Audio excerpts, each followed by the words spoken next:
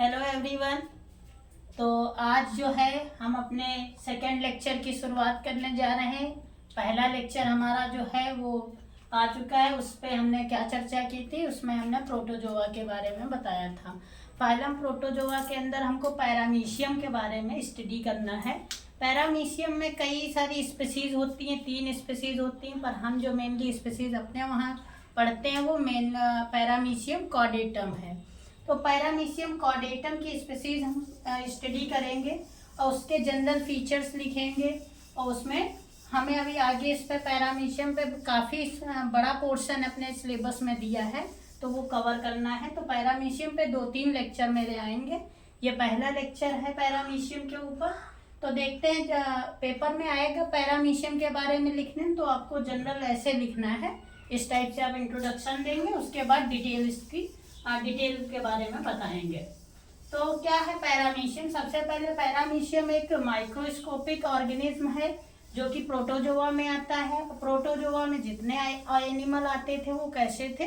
Primitive type के थे। तो इसके जनरल फीचर्स की बात करते हैं। सीलिया प्रेजेंट हेल्प्स इन लोकोमोशन।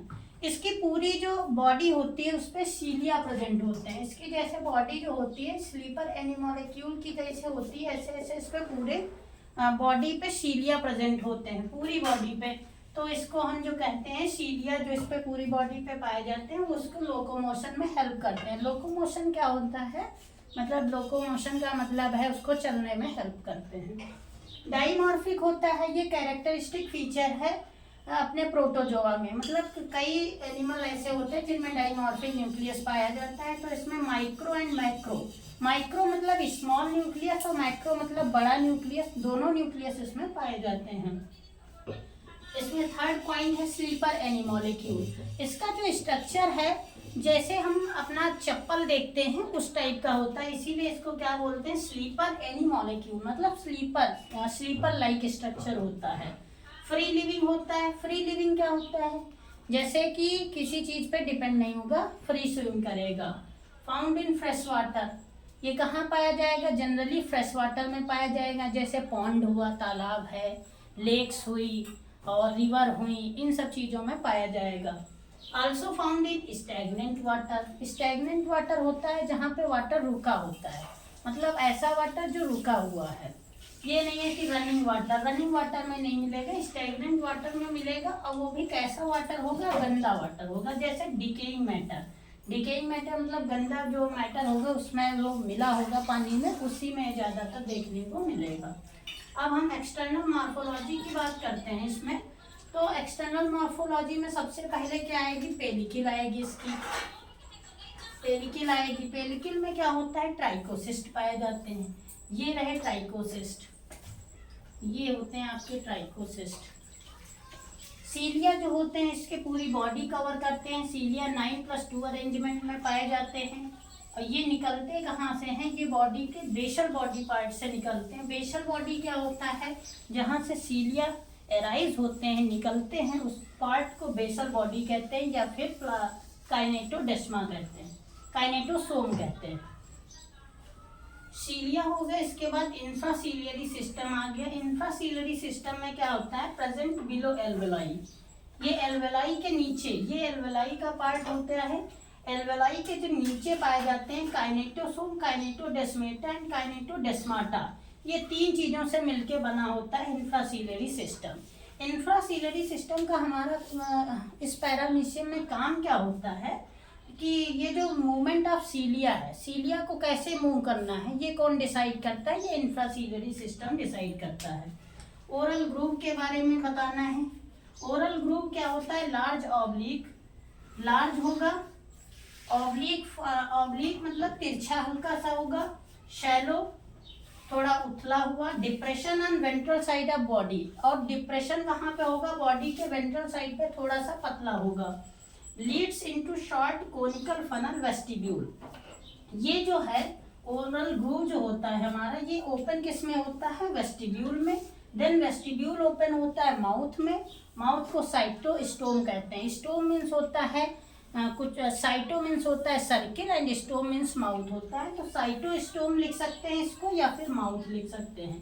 फिर आगे इसको साइटोफेरिंग्स में ये ओपन होता है। साइटोफेरिंग जैसे हम लोगों में फेरिंग्स पाई जाती है, ऐसे इस एनिमल में साइटोफेरिंग्स पाई जाती है। और सबसे पहले हम क्या करेंगे, जब पैरामीशियम एग्जाम में आएगा तो हम सबसे पहले उसमें पैरामीशियम का क्लासिफिकेशन जरूर लिखेंगे। वो उसमें क्वेश्चन में मेंशन हो या ना हो, लेकिन अगर पैरामीशियम या कोई भी हम ऑर्गेनिज्म या एनिमल के बारे में जब टाइप स्टडी करते हैं तो सबसे पहले उसका हम क्लासिफिकेशन लिखते हैं। क्लासिफिकेशन के बाद उसके पॉइंट्स लिखते हैं, उसके बाद जो उसके एक्सटर्नल फीचर्स इंटरनल फीचर्स हैं ये सारी चीज़ें लिखते हैं। पेपर में डायग्राम बनाना बहुत ज़रूरी है, तो आप एक्सटर्नल मॉर्फोलॉजी में जितने डायग्राम बना सकते हैं बना दीजिएगा। कम टाइम में इनकी प्रैक्टिस आप कर लीजिएगा अच्छे से। और ये डायग्राम जो है ये हम आपको समझाया दे रहे हैं, ये एक्सटर्नल मॉर्फोलॉजी में है। ये एक्सटर्नल मॉर्फोलॉजी में ये पेलिकल हो जाती है, पेलिकल लेयर है ये पेलिकल आपकी हो गई।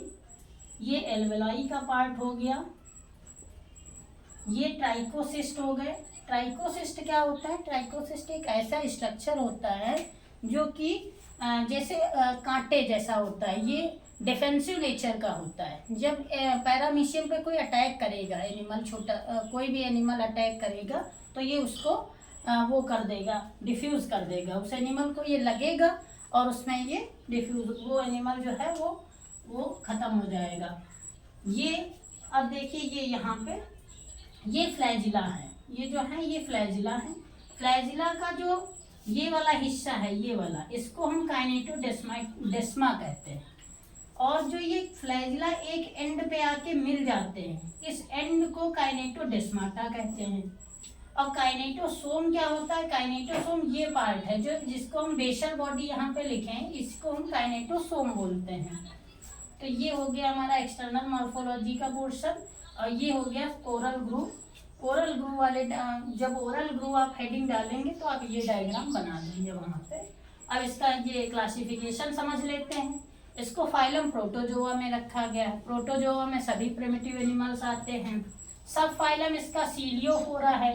अब इसको सीलियोफोरा में क्यों रखा गया? फोरा मीन्स होता है बियरिंग, सीलियो मतलब होता है सीलिया। तो ऐसा एनिमल जिसकी पूरी बॉडी पे क्या होंगे? सीलिया पाए जाएंगे, उसको किस फाइलम में, सब फाइलम में रखा जाएगा? सीलियोफोरा में।